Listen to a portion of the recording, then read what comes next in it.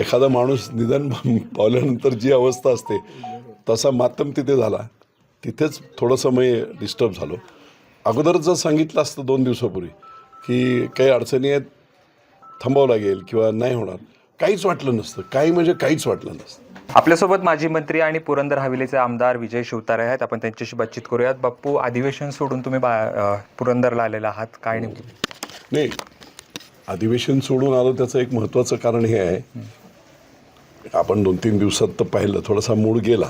म्हणजे मी इलेक्शन झाली आणि ज्या दिवशी हातात सर्टिफिकेट आलं त्या दिवसापासून मुंबईत थांबून तिथली काही कामं आणि ह्या याच्यामध्ये होतं की थोडंफार संपर्कात राहिले पाहिजे वगैरे. इलिजिबिलिटी झाला. कॉम्पिटन्सी आणि इलिजिबिलिटी म्हटलं तर नंबर 1ला मी असताना सुद्धा थोडा डावललं गेलो. त्याच्यामुळे असतील काय अडचणी एकनाथ शिंदे साहेबांच्या, त्यामुळे नाराज होतो, निघून आलो. आणि त्याच्या बरोबरीने या सगळ्या प्रक्रियेमध्ये, इलेक्शनच्या प्रक्रियेमध्ये अतिशय प्रभावीपणे काम करणारा एक 22 वर्षाचा तरुण विधाते, ओमकार विधाते करून खाली देवाची उळी गावातला, तो वारला 4-5 दिवसापूर्वी आणि त्याचा आज दशक्रिया विधी होता. अतिशय अग्रेसिव्हली काम करणारं कुटुंब आणि मी तिथे नसतो तर बरं वाटलं नसतं लोकांना आणि म्हणून मी रात्री निघून आलो होतो.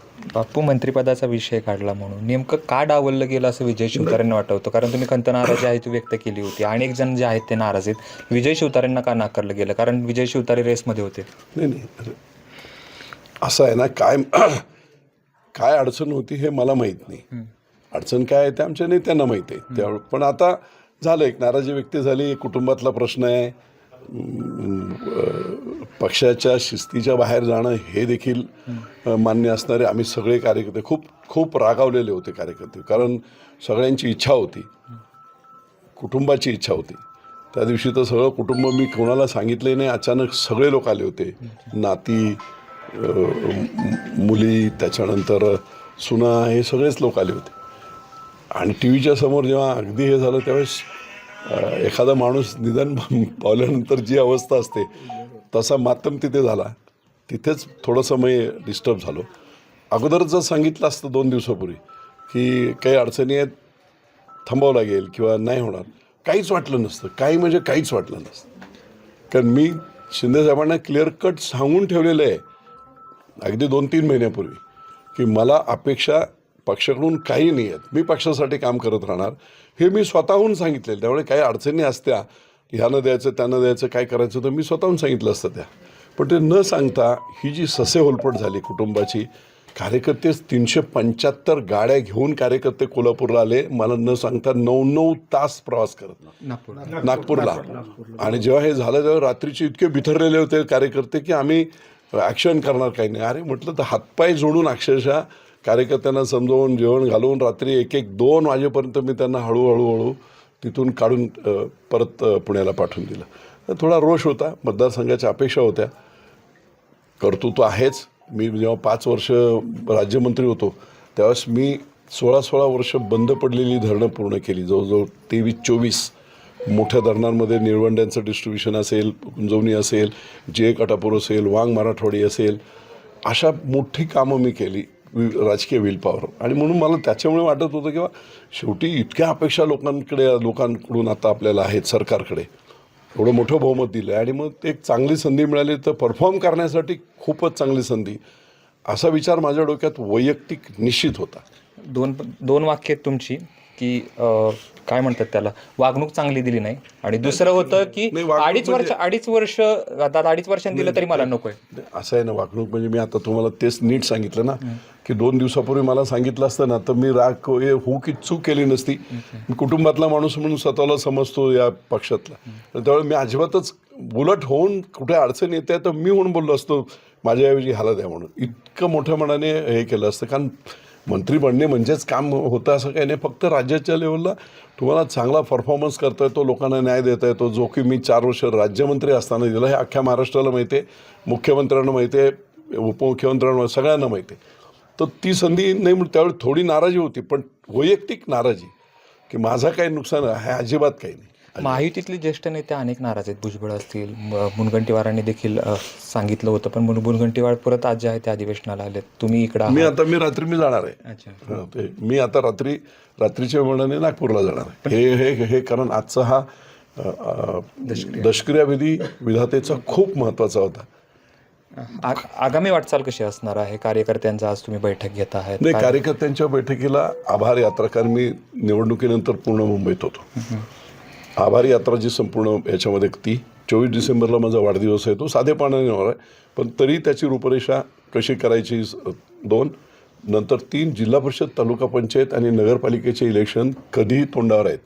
तर त्या संदर्भातले आत्तापासून कार्यकर्त्यांना गिअरअप करणे हा एक महत्त्वाचा विषय. आणि चौथा सगळ्यात महत्त्वाचा विषय, जानेवारीच्या पहिल्या वीकमध्ये मंगेश शिवटे, काही डॉक्टरांशी माझं बोलणं झालं, आणि ह्या ज्या लाडक्या बहिणी आहेत, ग्रामीण भागामध्ये पैसे नसतात म्हणून चेकअपसुद्धा मोठे करत नाहीत, MRI अमुक, ह्या सगळ्या फॅसिलिटी उपलब्ध करून जानेवारीच्या पहिल्या आठवड्यामध्ये महाआरोग्य शिबिर 10-20 हजार महिलांना, मग चष्मे वाटपापासून ते अवयवांपासून सगळं काय त्याच्यामध्ये असेल, तर त्याची प्लॅनिंग ही सगळ्यांना कल्पना देणे, गावागावात त्याची कल्पना देणे. तारीख मागे पुढे होईल, पण महिलांना ती चर्चा झाली पाहिजे त्यांच्यामध्ये, की बाबा असं फक्त महिलांसाठी ते ठेवलेलं आहे.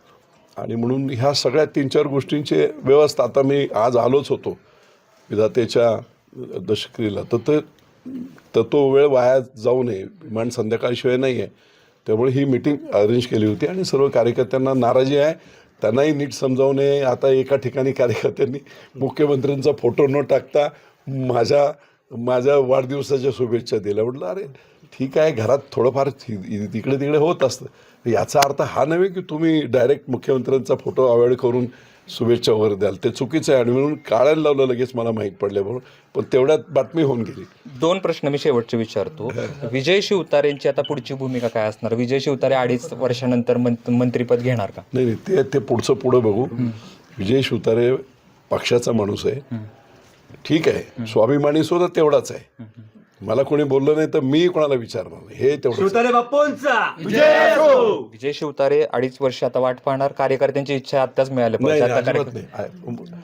एक तुम्हाला परत सांगतो, चांगलं परफॉर्म करता यावं, राज्याची सेवा करता, म्हणजे मतदारसंघाची सेवा करता करता राज्यातले काही निर्णय चांगल्या प्रकारे मी घेऊ शकतो, ती कॅपॅसिटी इनबिल्ड देवाने दिलेली आहे, तिचा वापर करणं हा माझा सदैव होता. मला मंत्रिपद मिळावं हा स्वार्थ नव्हता. त्यामुळे मला काही फरक पडत नाही, मतदारसंघात जास्तीत जास्त वेळ देता येईल मला, अडचणी माझ्या मतदारसंघातल्या गुंजवणीचं पाणी आहे, एअरपोर्ट आहे, ह्या सगळ्या गोष्टी मार्गी लावता येतील.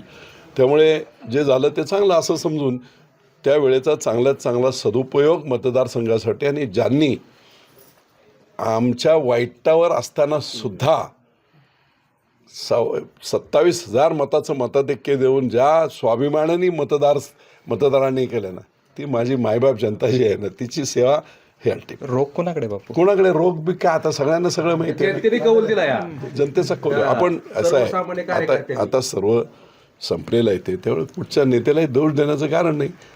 ठेविले आनंद, ते चांगलं आहे बाबा. त्याच नेत्यांनी विजयबापूंचं मंत्रिपदाचं जे आहे ती वाटचाल कापली असं म्हणता येईल. तेवढी ताकदच त्यांच्यात नाही, कशाला त्यांना.